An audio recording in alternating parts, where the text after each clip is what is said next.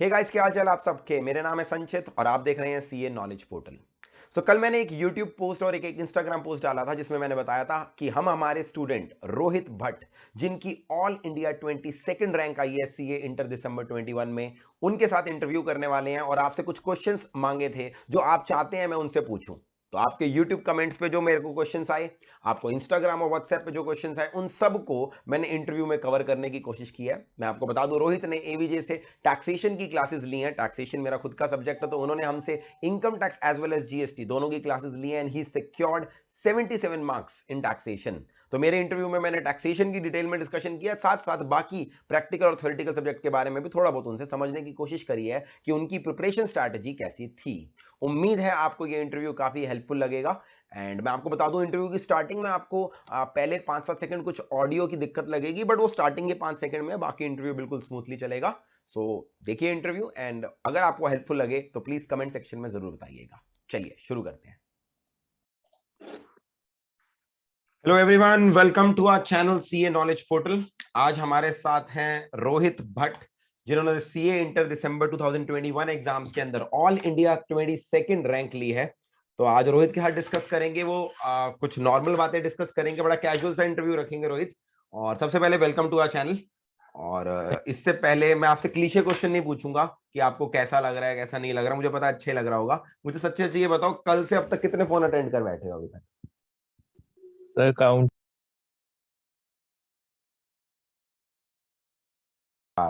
मैं फीलिंग आ रही है वीआईपी वाली, बिल्कुल। हम तो कल आपसे बिल्कुल। इंटरव्यू ले नहीं पाए, हमने कहा संडे वाले दिन आराम से पकड़ेंगे आपको। और अच्छा, ये पार्टी वार्टी दी है किसी को या सूखी सूखी कॉन्ग्रेचुलेशन ले रहे हो सबसे? अभी तो मतलब ऐसी बाहर वार से मंगाया है, बाकी फिर कॉलेज में भी जाके पार्टी देनी पड़ेगी दोस्तों को। चलो बढ़िया है, याद रखोगे। चलो अब एक एक करके कुछ क्वेश्चंस मैंने आपसे इंटरव्यू से रिलेटेड पोस्ट डाला था अपना यूट्यूब पे, वहां से भी कुछ मुझे क्वेश्चंस आए हैं, कुछ अपने ही स्टूडेंट्स के व्हाट्सएप से क्वेश्चंस आए हैं और कुछ इंस्टाग्राम से आए हैं। तो मेरी टीम ने कंपाइल किए हैं कुछ क्वेश्चंस, तो कुछ वहां से क्वेश्चंस लूंगा मैं, और साथ साथ कुछ क्वेश्चंस नॉर्मल ऐसी बातचीत करते रहेंगे, ठीक है जी। सबसे पहले तो आप अपने एक बार मार्क्स बता दो, ओवरऑल 8 सब्जेक्ट्स के मार्क्स बता दो, और फिर मैं बता दूं, हमसे इन्होंने टैक्सेशन की क्लासेस ली हैं, फिर आपने टैक्सेशन के मार्क्स बता दो।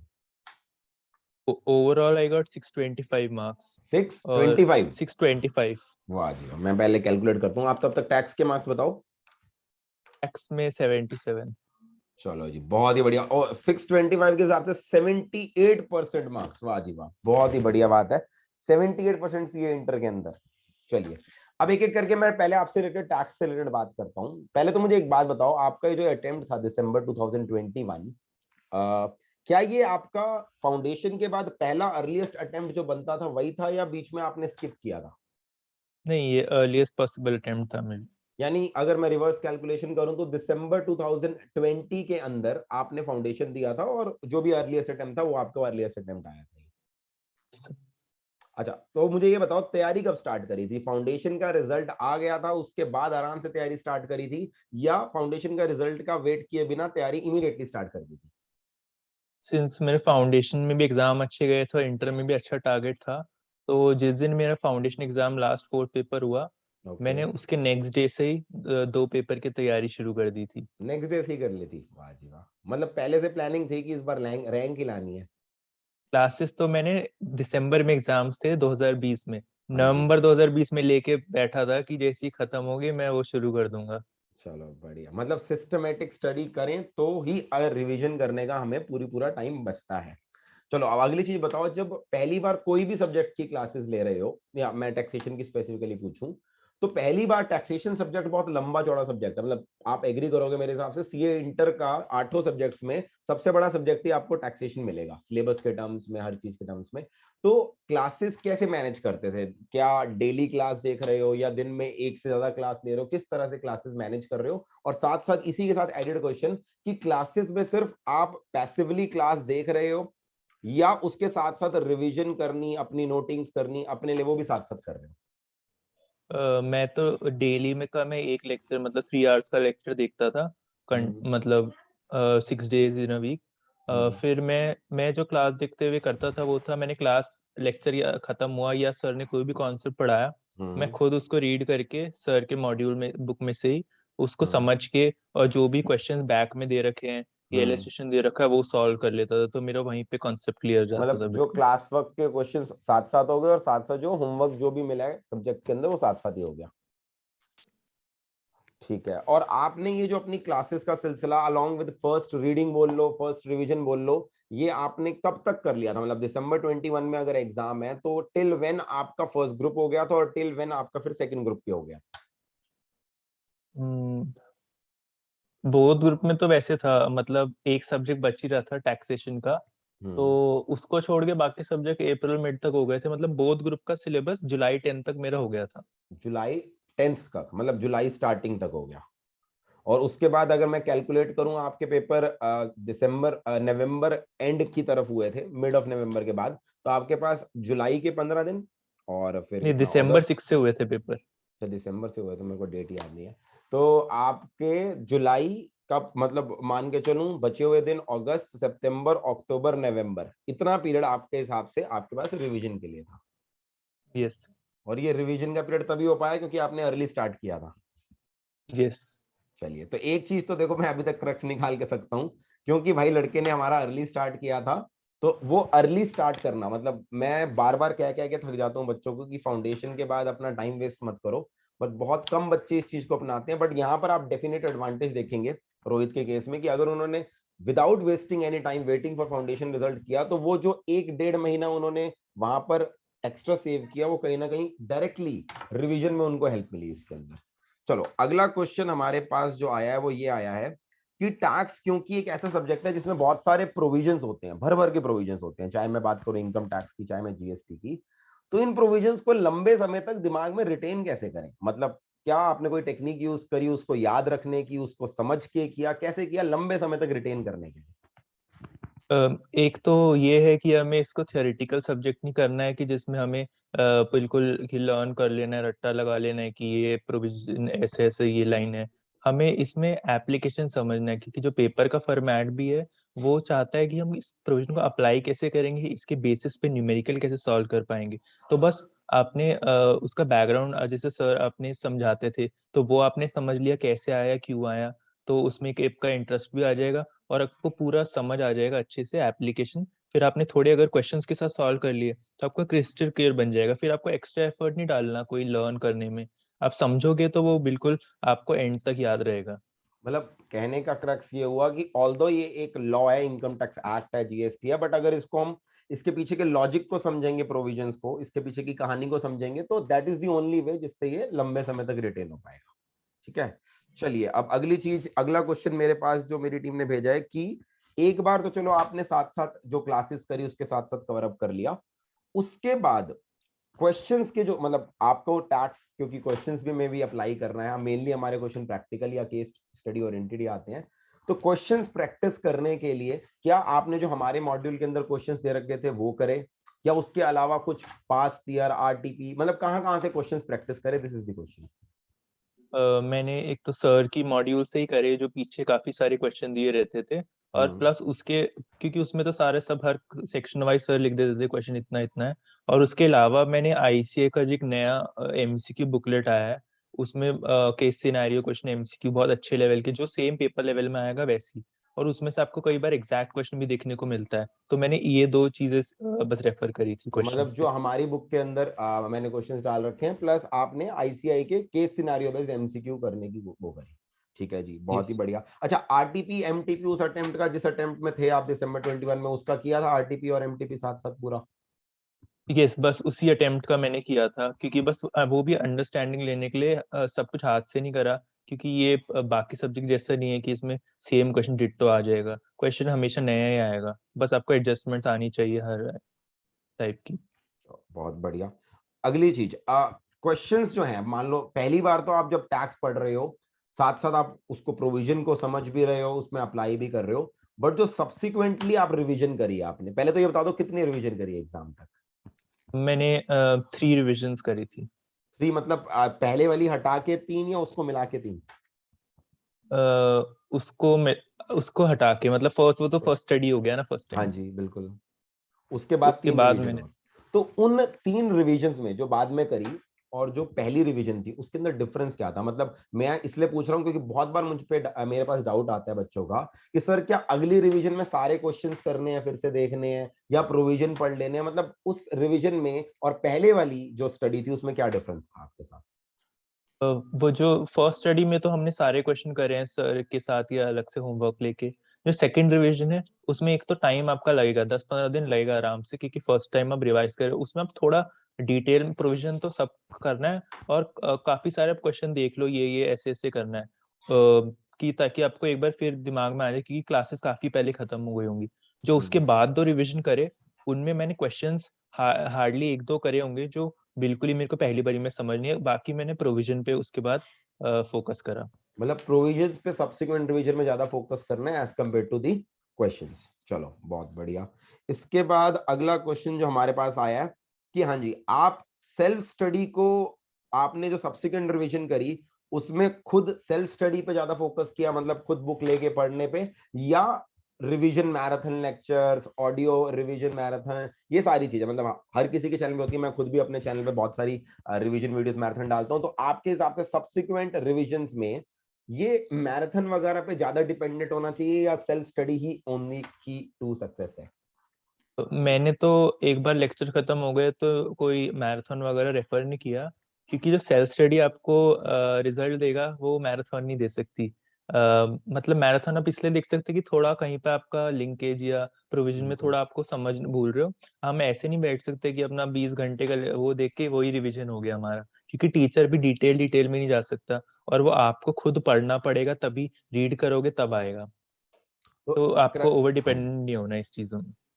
तो क्रक्स वही जो मैं मतलब हमेशा बोलने की कोशिश करता हूँ, मैं वही एक तरह से सोच रहा था कि आप मुझे मैराथन का बोलेंगे नहीं। अल्टीमेटली जो मैराथन वगैरह है, मैं कभी भी ये सजेस्ट नहीं करता कि लास्ट डे आप वो पढ़ के चले जाओ बिल्कुल। और वो क्लियरली रोहित की उससे दिख रहा है कि अगर आप ये समझ रहे हो कि क्लासेस के बाद फिर से आप मैराथन देखोगे, एग्जाम में फिर से मैराथन देख के जाओगे और खुद किताब खोलोगे ही नहीं, जितनी मर्जी टेक्नोलॉजी एडवांस्ड हो जाए, जितना मर्जी ये यूट्यूब वगैरह सब आ जाए, अल्टीमेटली खुद बैठ के किताब खोल के सेल्फ स्टडी करने का ना कोई सब्स्टिट्यूट 20 साल पहले था, ना 10 साल पहले था, ना आज है। तो अल्टीमेटली मेरा सजेशन वही रहेगा, आई थिंक रोहित भी एग्री करेंगे, कि भाई अल्टीमेटली खुद किताब के साथ कुछ समय बिताया करो। जब तक खुद किताब के साथ समय नहीं बिताओगे तो बाकी सारी चीजें सिर्फ आपकी हेल्प के लिए है कि पॉइंट निकल गया।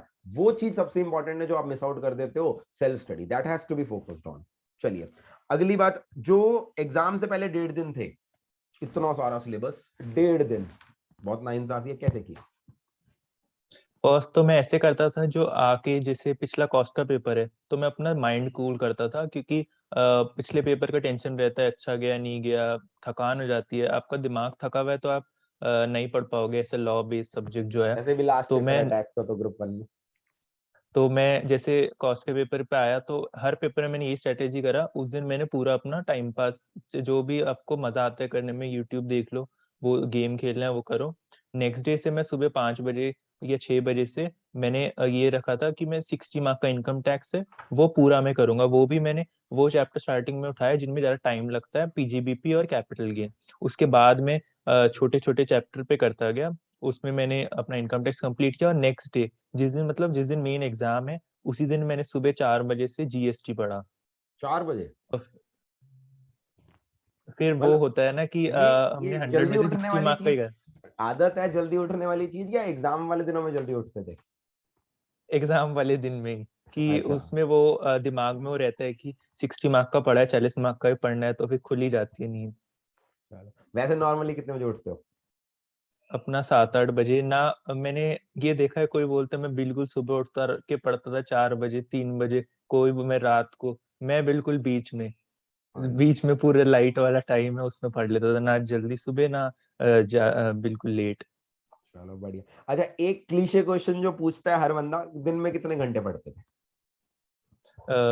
घंटे का तो काउंट नहीं करा, स्टिल मैं 7-8 आवर्स से ज्यादा एक सिंगल डे में कभी नहीं पढ़ता था। अ, वो भी मतलब ब्रेक ब्रेक लेके 2-3 घंटा पढ़ा, कोई सब्जेक्ट ले लिया, फिर थोड़ा बीच में ब्रेक ले लिया, फिर ऐसे ऐसे करके। मतलब स्ट्रेस नहीं करा कि मेरे को 15-15 घंटे पढ़ना है उससे, क्योंकि उससे स्ट्रेस लेके कोई फायदा है नहीं, आपकी प्रोडक्टिविटी फॉल कर जाएगी।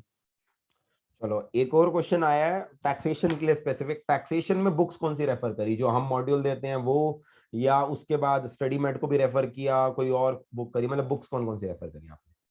स्टडी में ये टैक्स सब्जेक्ट ही अकेला है जिसमें मैं भी दूसरों को भी रेफर करता हूँ, आईसीए मटेरियल नहीं करो। आपके पास जब आईसीए की बुक्स ही आती हैं, 5 थिक बुक्स वो आ जाती हैं, उनको मतलब वैसे ही पढ़ना, लास्ट डे क्या बोले वैसे ही पढ़ना बहुत मुश्किल जाता है। तो इसलिए मैंने सर की बुक में ही करा था, क्योंकि प्रोविजन 3 बुक थी, उसमें सब कुछ कवर्ड था, प्लस प्रैक्टिस क्वेश्चंस भी थे, तो वहां से मैं पढ़ता था। बढ़िया। तो वैसे मैं बता दूं जिन स्टूडेंट्स को कि जो हमारी बुक्स हैं उसको मैंने स्टडी मैट के हिसाब से ही डिजाइन किया हुआ है। तो ये वाली बात सुन के ये मत कहना कि स्टडी मैट नहीं पढ़ना होता। अगर रोहित ने हमारी बुक से पढ़ा है तो वो बुक अपने आप में स्टडी मैट से बनी हुई है। बट जैसे कि रोहित ने बोला, जो बुक है आईसीआई का स्टडी मैट है, वो इतना होलिस्टिक वे में लिखा हुआ है कि एक स्टूडेंट के लिए उसको एग्जाम के पर्सपेक्टिव से पढ़ना मुश्किल हो जाता है, क्योंकि टाइम लिमिटेड है, 7 सब्जेक्ट और हैं। तो हमने अपनी बुक में सिर्फ क्या किया हुआ, उसी की बढ़िया प्रेजेंटेशन कर रखी है, और कुछ नहीं कर रखा। तो अगर आपने हमारी बुक से रोहित पढ़ा है तो वो स्टडी मैट ही है, आईसीआई के क्वेश्चन ही डाले, इलस्ट्रेशन वही डाली है। बट क्योंकि मुझे पता है बच्चा 5 किताबें देख के कभी उसे खोलने की हिम्मत नहीं करेगा, तो वो चीज, वो मेहनत वाला काम हम करके उस बुक में क्रक्स दिख देते हैं। वो चाहे वो बुक हो टेबुलर फॉर्म में जो बनाई हुई है या फ्लो चार्ट हो, वो अल्टीमेटली सारा आईसीआई वाली चीज है। आईसीआई के मटेरियल के बाहर कभी भी नहीं जाना चाहिए। Let me make that particular thing clear. ठीक है। और मैं अपनी क्लासेस में पहली बात तो बच्चों को बोलता हूं कि आप स्टडी मैट को रेफर करो हर चैप्टर के बाद, बट अपनी दिल की तसल्ली के लिए कि हमारा स्टडी मैट पूरा हो रहा है। ठीक है। अच्छा जी, और इसके बाद हाँ जी, एक एक चीज ये बता दो कि अपनी ग्रेजुएशन कहाँ से कर रहे हो, रेगुलर कॉलेज कर रहे हो या एसओएल या मतलब correspondence type? Hansraj college due से कर रहा हूँ। अरे वाह, मतलब ट्वेल्थ में अच्छी खासी परसेंटेज आई है। 97.6। वाह जी वाह। तो हंसराज कॉलेज के साथ साथ पढ़ाई हो गई? फ्रैंक आंसर, कोई सर दिक्कत वो नहीं, तो यूट्यूब पे फ्रैंक आंसर दे सकते हो। कोविड था तो ऑनलाइन क्लासेस था, फिर तो सबको पता ही है ऑनलाइन क्लासेस में मतलब किसी ऑनलाइन कर सकते हैं क्लासेस की वजह मैनेज। से आप, मैं बोल देता हूँ जो लाइन आप नहीं बोल पा रहे, ऑनलाइन क्लासेस क्योंकि वो उधर की चल रही थी, तो हम अपना पूरा टाइम, अपना पूरा फोकस सीए को दे पाए। तो यस। अभी आप कौन से सेमेस्टर के अंदर हो? 4th semester. फोर्थ सेमेस्टर, मतलब अभी आपका क्योंकि 2 ग्रुप हो चुका है, तो अब अपना पूरे 2 सेमेस्टर ऐश मारने के लिए हैं पूरे, मतलब अब तो, यस सर, वो अब तो तो अब रेगुलर। कॉलेज लाइफ ऑफलाइन भी खुली है, अब थोड़ा एंजॉय करेंगे। तो भाई जितने भी सुन रहे हैं, एक चीज बता दूं, ये जो कॉलेज में मजा करने की लालच है ना, ये इस एज में हर किसी को आती है, मेरे को भी आई थी, मैं भी रामजस कॉलेज गया था, इस लालच की वजह से ही गया था। मगर द मेन थिंग इज लालच को ना कंट्रोल थोड़ा सा करना पड़ता है, बिकॉज आप अगर कॉलेज लाइफ के साथ साथ सीए कर रहे हो तो डेफिनेटली आपको सेक्रीफाइस करोगे तभी रिजल्ट मिलेगा ना। अगर रोहित मजे से कॉलेज ही अटेंड कर रहा होता तो वो फिर आज मेरे साथ इंटरव्यू नहीं कर रहा होता। तो there is always a time. अब if you think you are in the position of Rohit, 4 semester के बाद, अगर उसके बाद अब 2 सेमेस्टर प्योरली मजे मारने के लिए, अब वो कुछ ना भी करे, he is all India rank 22, पूरी जिंदगी वो नंबर 22 उससे नहीं छीना जा सकता। तो इस चीज को ध्यान रखा करो, it is very important to manage both the two, अगर आप एक रेगुलर कॉलेज के साथ साथ कर रहे हैं। और एक चीज और बता दो कि जब आपने पढ़ाई स्टार्ट करी थी, क्योंकि मुझे ना शायद आपके बारे में सीमा मैम ने बताया था, जिन बच्चों को नहीं पता, सीमा मैम हमारे यहाँ पे हर चीज मैनेज करती हैं, कि एक बच्चे का सर मैसेज आया कि एग्जाम होती है आखिरी दिन, मैसेज आया कि सर मैम रैंक आने वाली है इस बार। तो वो बच्चे आप ही थे या कोई और था? यस सर, मैंने वो कल भी मैम को बोला था कि मैंने आपको उसी दिन एग्जाम खत्म हुआ आके मैम को शाम को ही 6-7 बजे करा कि हम इस बार मेरी ऑल इंडिया रैंक आएगी। बढ़िया। और एक चीज बताओ, ये रैंक वाला लेने का जो टारगेट था, ये फाउंडेशन के बाद जब तैयारी शुरू करी थी तभी से था, दिमाग में था कि रैंक लेनी है, या बस वो है कि चलते चले गए सिस्टमेटिक वे में और लास्ट में एकदम ऐसा लगा कि पेपर बढ़िया हो गया? रैंक लानी है, और उसी वजह से कभी डिमोटिवेट भी होते थे कि मुश्किल कुछ लगता था, तो फिर वो है कि रैंक आ गई तो उसके बाद के पर्क्स बहुत ज्यादा हैं। हम्म। अच्छा, अब ये आखिरी चीज, आखिरी के दिनों में, जैसे अब अगला अटेम्प्ट आने वाला है, मई 22 के काफी बच्चे हैं, आखिरी के 2-3 महीनों में टेंशन बहुत ज्यादा होती है। आई एम श्योर आपको भी टेंशन हुई होगी। तो एक चीज बताओ, आखिरी के दिनों में अपने स्ट्रेस को मैनेज रखने के लिए, क्योंकि बहुत सारे बच्चे तो यार इसी दिन वजह से नहीं पढ़ पाते, क्योंकि आखिरी दिन में स्ट्रेस बहुत ज्यादा होता है, खासकर 2 ग्रुप वालों को। तो 2 ग्रुप की प्रिपरेशन के साथ अपने आखिरी के दिनों में वो जो स्ट्रेस होता था, उसे कैसे मैनेज करते थे? वो स्ट्रेस तो मेरे को भी ये होता था कि अब लगता है शायद ना हो पाए, स्किप कर देते हैं अटेम्प्ट। लेकिन मैंने अपना काम रख के मैंने वो करा, स्टार्टिंग में तो हम प्रैक्टिकल को क्लासेस के ज्यादा करते हैं, तो एंड में मैंने जो करा वो था कि मैं 75% थ्योरी पढ़ता था आखिरी के 2 ढाई महीने में, और बाकी 25% मैं प्रैक्टिकल करता था कि प्रैक्टिकल आपने एक रिवीजन भी कर लिया है, वो हम्म, बहुत होता है। और अगर आपको रैंक लाना है, theory hmm, subject will be the decider, जिसमें अच्छे मार्क्स लाने के लिए अच्छा खासा रिवीजन करना पड़ेगा, आईसी बेस्ड पढ़ना पड़ेगा। चलो बढ़िया। चलिए, ये तो हमारे टोटल क्वेश्चंस थे जो आए थे। लास्ट में कोई इंटरव्यू खत्म करने से पहले कोई जनरल टिप्स, कोई आप मान के चलो आपके बहुत सारे छोटे भाई बहन हैं जो आपको इस समय देख रहे हैं, उन छोटे भाई बहनों को क्या बोलना चाहोगे कि अगर वो भी रैंक की प्रिपरेशन कर रहे हैं, किन दो तीन छोटी मोटी चीजों का ध्यान रखना है to differentiate themselves to be a rank holder? First तो सर आपको नेगेटिव लोगों से दूर रहना पड़ेगा। कई लोग मिल जाएँगे कि सीए बहुत मुश्किल है, पास भी नहीं हो सकते, रैंक तो क कई लोग डिसबिलीफ में नहीं रहना अपने आप पे कि अपने आप में भरोसा नहीं होता, नहीं मैं ले आऊँगा, मैं ला ही नहीं सकता रैंक। ये मतलब आपने कंसिस्टेंट एफर्ट करो, आप स्टार्टिंग से प्लान बना के चलोगे तो बिल्कुल हो जाएगा। और मैं रिकमेंड करूँगा जब भी आपका अटेम्प्ट है, एटलीस्ट 3 मंथ आपको रिवीजन के लिए बोथ ग्रुप है तो रखो, और उसमें हर सब्जेक्ट के मॉक टेस्ट दो। क्योंकि जो मैंने अकाउंटेंसी का जैसे पेपर होता है फर्स्ट, उससे मैंने 6 मॉक टेस्ट दिए 100 मार्क के। स्टिल मेरे को पेपर कंप्लीट करने में मुश्किल आई, 5 मिनट बचे।